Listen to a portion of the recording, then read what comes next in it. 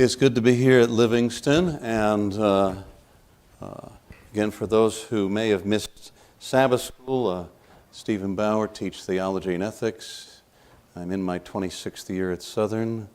Before that, I pastored in New York City and Connecticut, native of the Northeast, and but 26 good years almost down here. I am the husband of one wife, so I guess I qualify to be an elder.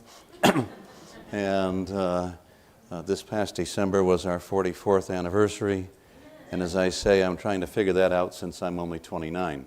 And unfortunately, this last fall was the 36th anniversary of my 29th birthday, so we'll let you figure that out this way. I do try to get my exercise by bike commuting, so I'm glad things have warmed up a little bit. 95 plus miles now in February and entering March to try to fight Father Time one way or another, right? It's about 11 miles round trip on my bike, so that's what I do for that. Okay, we want to just, let me say a couple more things. First of all, thank you to Dr. Ken for arranging this, and nice vibe to this church. And I see one problem. When a church is a good 80% full like this, it's hard to grow because people have nowhere to sit. And so we could see 2 services or, stretching the building somehow, and going from there this way. But congratulations on that good vibe. And I see that you're blessed with some good musicians. She disappeared. Was she raptured or anything?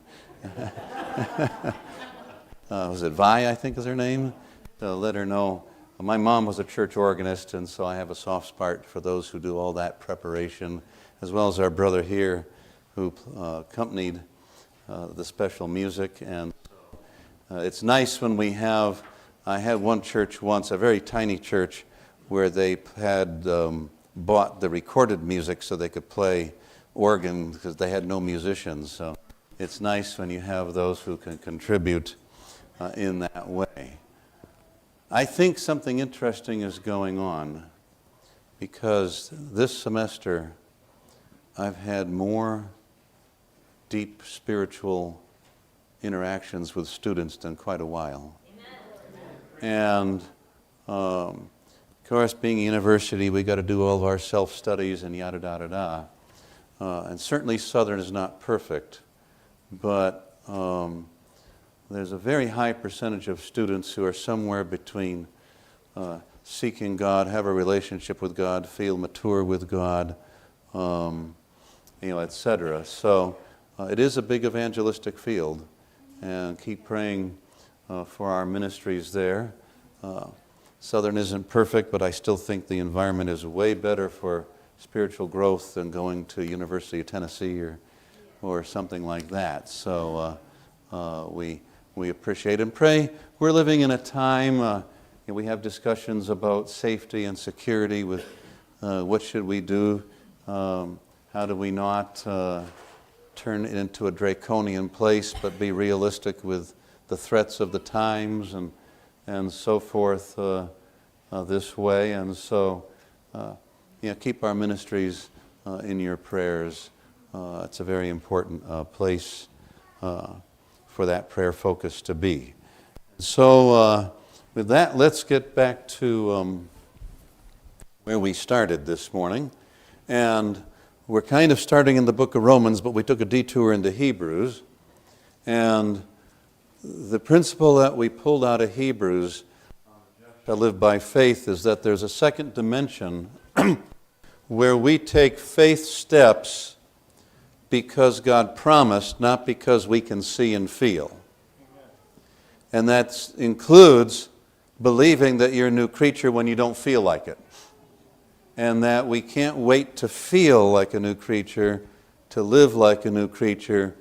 We make choices to act like new creature because we believe God made a promise and that He fulfills His promise.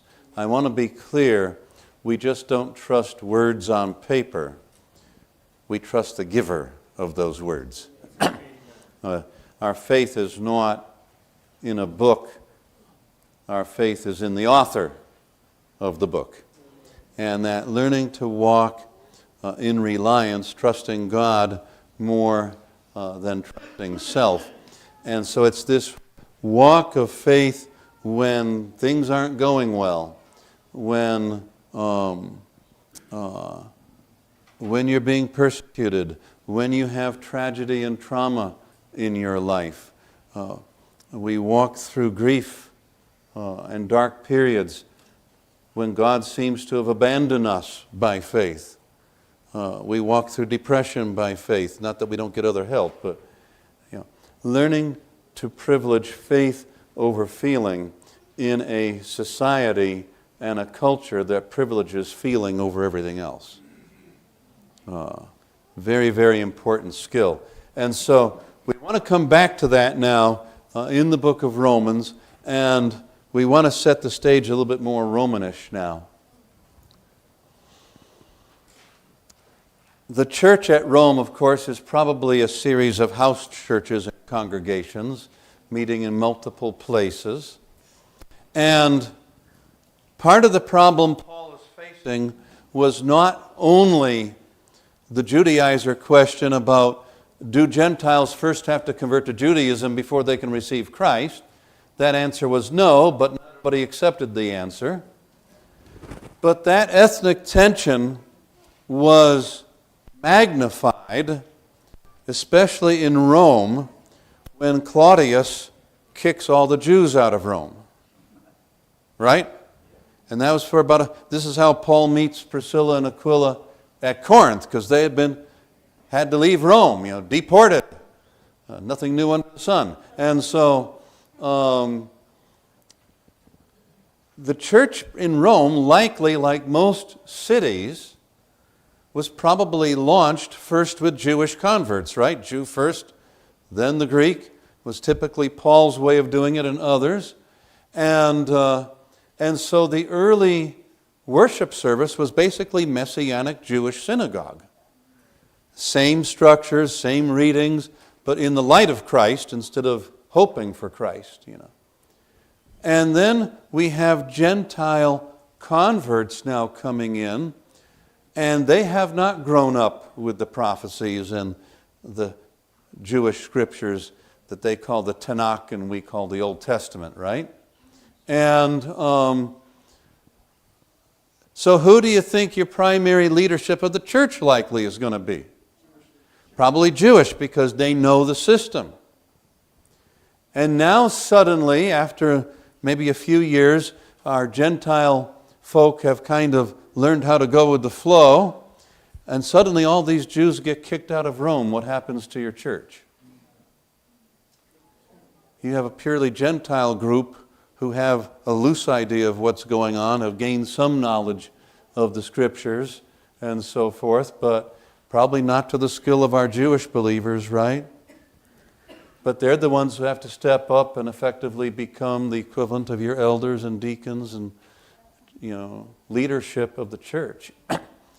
And they do this for probably, as far as we know, the Jews were banished at least 5 years, possibly as many as 10.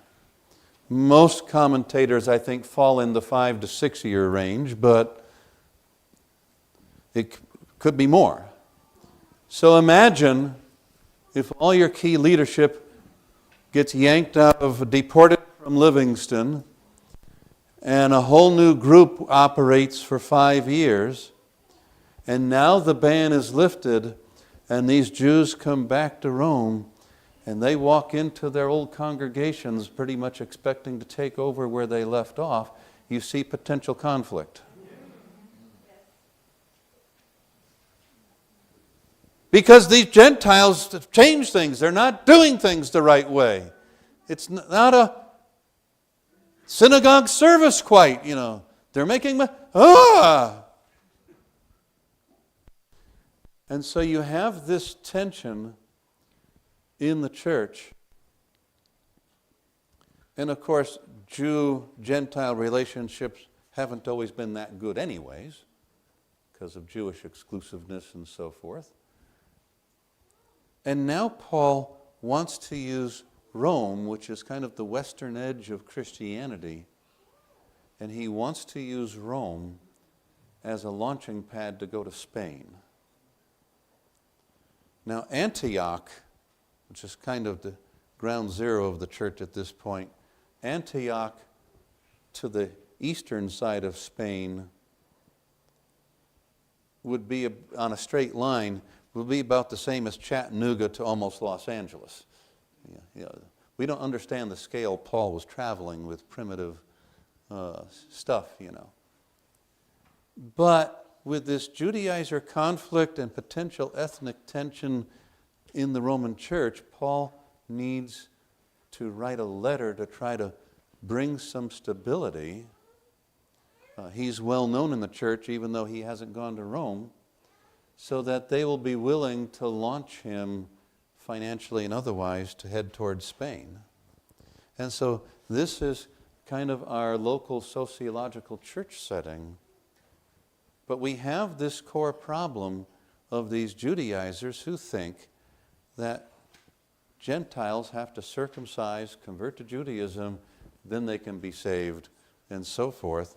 And again, the Jerusalem Council has said no, they don't have to be circumcised and take all those steps. But we have the holdouts who resist the conference and general conference. And so Paul has to argue this point over salvation, basically to the Judaizer. Now, since Paul had been an opponent of Christianity in his early going, do you think he well knew the arguments used against them? Of course. And so one of the things Paul will do in Romans is that he will ask the opponent's question. He will kind of pop this voice into the text, this disembodied voice that asks the opposing question that he will then address at times. So the fancy term for that is an interlocutor. It's an artificial voice that's asking the opponent's question that you edit into the text to make this mild dialogue to drive your document along. And so that's one thing Paul is going to do this way. And so he starts out the book after the just shall live by faith, laying his foundation. And we're just going to do a quick summary here to get up to chapter 4. But in Romans 1, starting in verse 18 to the end of the chapter, Paul is going to establish the Gentile guilt before God. Why do they need the gospel? And the short version is that God has revealed himself around verse 20-ish, 21, 22, 23. God has revealed himself to the Gentile world through what medium? Through nature, through creation. And Paul says there's two things they can know about God through creation. He's powerful and he's invisible. So far, so good? Powerful and invisible.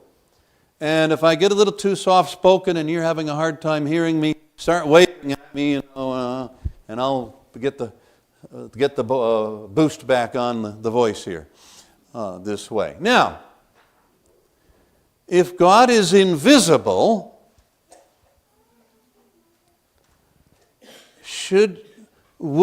common sense, can you make an image of an invisible God? Why not? You have no mental picture, what else?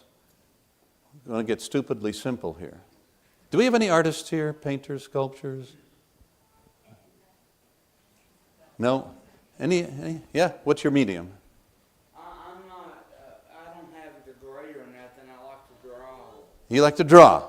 Right. Like pencil or watercolor? Yeah, pencil drawing? Yeah. So if we say to you, please draw us a pencil drawing of invisibility. He's giving me a very befuddled look. What's the fundamental problem? I don't know how. You cannot use visible stuff to depict invisibility. Right? Pencil, paper, it's already visible. You can't use visible to depict invisible. Okay. Right? See? So therefore, these Gentiles should have been able to figure out that we ought not to make idols to represent the invisible God. But what have they done? He says they made idols looking like bird, man, beast, etc., right? And they worship the creature instead of the Creator.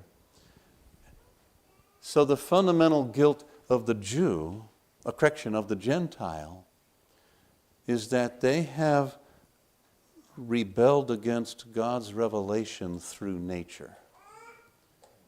And the result is that leads them into all sorts of debauched behaviors and so forth, and Paul has his famous lists. But the root of the problem is this rejection of God's revelation of himself through nature. So the Gentiles are guilty in chapter 1 because they've rejected and rebelled against God's revelation of himself through nature. And I can hear the Judaizers now, preach, Paul, preach! And then he goes to chapter 2 and he says, by the way, oh man, you who judge them, you're doing the same thing. What? And in chapter 2, he's going to establish the guilt of the Jews before God. But he plays with them for a while because he said, you're doing the same thing. What do you mean we're doing the same thing, Paul? We don't do that list of stuff. And it's not until the last half of the chapter where he says, by the way, God gave a law. That law said, don't commit adultery. Do y'all commit adultery? Do we have Jews committing adultery? Yes.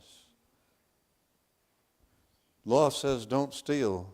Do you steal? What's the implied answer? You get no. The point is, Judaism, God had revealed himself to them through Torah, the law. But they find themselves rebelling against God's law the same way the Gentiles rebelling against God's revelation of himself through nature. They're both rebelling against God's revelation of himself through slightly different mediums. And therefore, he asks the question in 3:1, what advantage has the Jew? If we got the same problem, what's our advantage? And what's his first answer in verse 2 of chapter 3?